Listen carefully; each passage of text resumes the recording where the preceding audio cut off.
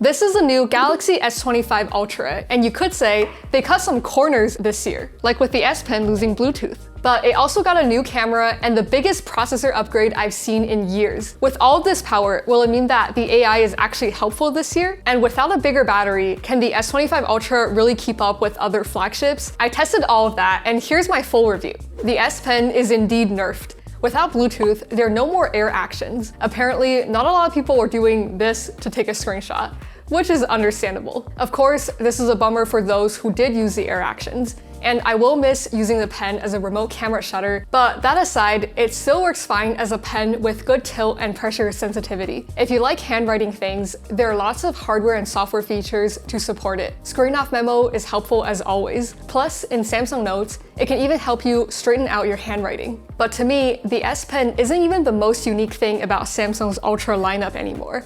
The anti-reflection coating has taken that spot. It's just so effective at reducing glare and reflections. So in anywhere that's not just a dark room, the Ultra just looks better and has more contrast. After using the S24 Ultra, it's hard to go back. But the durability of the coating has always been a bit of a problem with my S24 Ultra. You can see some pretty obvious scuffs here. This year, it is supposed to be much tougher, along with a tougher Gorilla Armor Tube glass. The new coating reduces reflections as well as the old one, but it's clearly a different coating because the new phone reflects a different hue. The bezels are a bit more slim, and now the screen is 6.9 inches, up from 6.8, even though the phone has gotten slightly thinner and lighter. The specs of the screen hasn't changed. It's still 2K 120Hz OLED with a peak of 2600 nits. And one of the best parts about the display on Samsung phones is that there are lots of adjustments you can make on how it looks. Just go here in the settings and you can change the white balance and how saturated things look with the vividness slider. And in the hand, the phone does feel pretty different because for several years now, the Ultra line of phones have had a sharp, boxy look. But the corners of the S25 Ultra actually became rounded now. It's still very much on the boxy side, notably less rounded than the S25s and the iPhones. The screen of the Ultra phone has also gotten less curved year after year, and now it's a completely flat screen with flat titanium sides. Another change is that the rim is not color matched with the back. It's always just this white silvery color, unless you decide to get the online exclusive color Jet Black, which does get matching black titanium sides. It looks so much better, and I find it really odd that only one color has a matching side. But the software changed just as much as the hardware, and among all the AI stuff, the most significant change is the default assistant being Gemini now. It's pretty clever and can do a lot, but we gotta get the drawbacks out of the way. It only works when you have internet access. Unlike Siri, it cannot even do basic things like set an alarm for 8 a.m. Done. Without being connected because the model is entirely run on the cloud. And perhaps that's also why it feels like a bigger model that's a bit more intelligent. You can talk to it in a more conversational way, and it can do more complicated tasks like setting 2 alarms at once, which is not that complicated, but some other intelligent assistant can't do that. But also with the extensions, Gemini can complete actions and access data in apps for you. For example, check my email to find out the latest charge from the toll roads. That's crazy that Gemini found this information in my emails among a bunch of other random emails. But this one is actually not the latest charge, so you can see it's not perfect. And to do things like that, you do have to give Gemini a lot of access. If you don't want to do that, you can always change the access in Gemini extensions. Also, you're supposed to be able to ask about pictures and what's on your screen. But right now, that doesn't seem to work. The basic version of Gemini should remain free, but the S25 phones do come with 6 months of Gemini Advanced, which is a subscription that lets you talk to Gemini live. It's kind of cool, but it's not that useful. Another thing is the Now Brief, which is a personalized briefing based on how you use your phone. So if you want to, you can toggle on the personal data intelligence, and then the phone will basically learn from how you use it to, for example, recommend calendar events to add, as well as generate the personalized Now Brief. For me, it often just shows the weather and some news. It has also suggested for me to add some events to my calendar and to do some meditation. I haven't found it to be super useful. What's more interesting is the Now bar, which shows up on the lock screen. Sometimes the Now Brief also shows up there, but otherwise it's for live notifications, just like live activities on the iPhone. If you have a video playing or a stopwatch going, it will show up there. And when unlocked, They show up beside the time and you can even swipe between them. Since it just came out, it doesn't really support any third-party apps. But like the live activities on the iPhone, I have high hopes for it. Aside from that, the most helpful new feature has to be the natural language search in settings and gallery. It has made finding things so much easier. You can just search, how do I make the screen stop dimming so fast? And it finds a relevant setting for it. This is pretty awesome. And so is finally being able to group multiple alarms to turn on and off at once. The other new features are still a bit gimmicky feeling, like the sticker generator that's just kind of funny. The other editing and image generation features, drawing assist, sketch to image, generative edit, are all using the newer model that's a bit better. It's hard to quantify the improvement, but it's still not at the point where I would consider it to be very useful. But the circle to search feature has been pretty useful, and now you can find songs with it too. And finally, the audio eraser is probably the least gimmicky one. Now you can remove background noise from your videos easily. The result is really good. Oh, I saw it. Oh, I saw it. It's definitely useful if you plan to vlog with this phone. Now, when it comes to the cameras, most of the hardware this year remained the same, except the ultra-wide.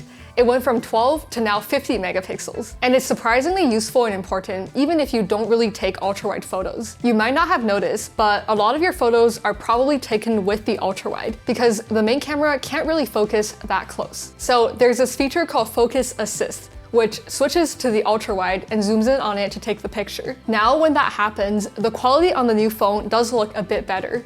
And ultra-wide is also used for super steady video at the typical 1x focal range.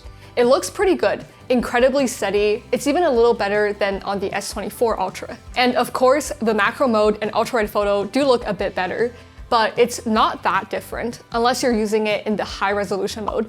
Then it's quite a bit more detailed and less sharpened looking. The rest of the cameras are still great. The 5x telephoto is also 50 megapixels, so if you zoom in 10 times, it is noticeably better than on the iPhone 16 Pro Max. And the main camera is still the 200 megapixel one. The 200 megapixel doesn't really offer much practical benefits, but it is a solid camera all around, and Samsung claims that there's now better night mode processing. But in my testing, it looks pretty similar as the S24 Ultra and the iPhones, even in a pretty dark environment. The only thing I wish for is for the default mode to be slightly higher resolution at 24 megapixels, especially since all the cameras on the back are now 50 megapixels. Oh, wait, I almost forgot about this guy. The 3x camera, which is still 12 megapixels. It even looks physically smaller than the others. With this camera, the S25 Ultra technically has the most complete set of cameras, but honestly, the 3x doesn't help that much, especially since the main camera is so high resolution. Here's a 2.9 times photo with the main camera next to a photo shot with this tiny guy. Could you even tell which one's which? Overall, the cameras are good, but it's really the camera software that makes it great. First of all, the small stuff, like the level indicator also telling you how much you're tilting forward or back. Plus, since the main camera now has a pretty shallow depth of field, focus can be a problem. But Samsung has this tracking mode, just like my camera, where it keeps the thing you click on in focus even if it moves. And the only thing Samsung was missing is log shooting, but they brought out their own log profile this year as well. It basically shoots the video in this very flat looking color, which is intended to preserve the most amount of dynamic range and information for post-processing. I was able to get some pretty nice footage with it, and it'll be a whole lot better when software like DaVinci Resolve fully supports it. But you really don't have to worry about all of this complicated post-processing to get some nice looking photos and videos out of it, since there's so many options to change how it looks right from the camera app. The filter has even more options than on the iPhone, even things like film grain, which looks kind of cool. Also, I found this feature where it lets you use another photo as a filter. So if you have a sunset photo, you can apply it as a filter and get the golden hour vibe. I really like this since it gives you a more visual way to think about filters and match the look of a bunch of photos. What's more wacky is face swapping. If you're taking a motion photo, you can swap the face now. I think it's for situations where you blinked right when the photo was taken, but most of the time, it just looks really funny. If you're into portrait mode, Samsung's doing a really great job with those. Here's a side-by-side with the iPhone, and the segmentation around the hair is just a little bit cleaner. Now, what might be the biggest improvement on the S25 Ultra is the performance and battery life. In my testing, I found it to be a huge improvement, which is really surprising. But it is on a new generation 3nm manufacturing process, and they're calling it the Snapdragon 8 Elite, which is different from the X Elite in computers. And this new SoC is putting out some pretty crazy numbers. The GPU is 35% faster than the S24 Ultra and the iPhone 16 Pro Max, which is unheard of. Even the CPU is also so much faster. The Geekbench multi-core score is up 45% against last gen, and that's kind of insane. The vapor chamber for cooling is now 40% bigger, but it roughly thermothrottles the same as last gen, probably because the chip might be running a little hotter under full load. All of this performance is pretty wild, and it's legitimately faster than many laptops, even flagship ones from just a few years ago. So I feel like with DeX, this totally has enough performance to replace laptops for a lot of people.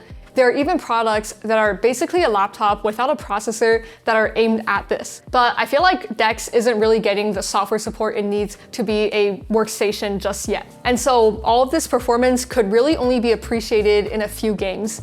However, the efficiency is something you will feel every day. When under full load, like gaming, it's not that different in terms of the power consumption compared to last gen. But things like watching a video are a whole lot more efficient. It's 10% more efficient than before, and even more efficient than the iPhone 16 Pro Max.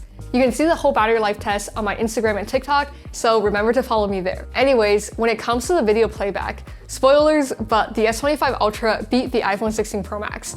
Pretty impressive. Overall, if the display coating isn't a big durability concern in the long run, the S25 Ultra has the best hardware package out there, with great cameras, display, and processor. And aside from the S24 Ultra, it is a pretty big step up in terms of the viewing experience. On the software front, the Gemini stuff feels like it's in the right direction for an onboard assistant, but it isn't super well integrated with apps just yet. The rest of the software has basically everything you can ask for and some you didn't.